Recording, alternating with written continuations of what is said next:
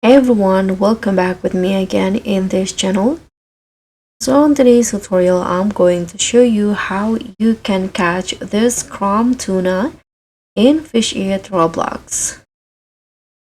This one is a legendary tire fish in Fish It, and as for the location, the chrome tuna is one of the legendary fish from the ocean, and it can be caught in any time and any weather.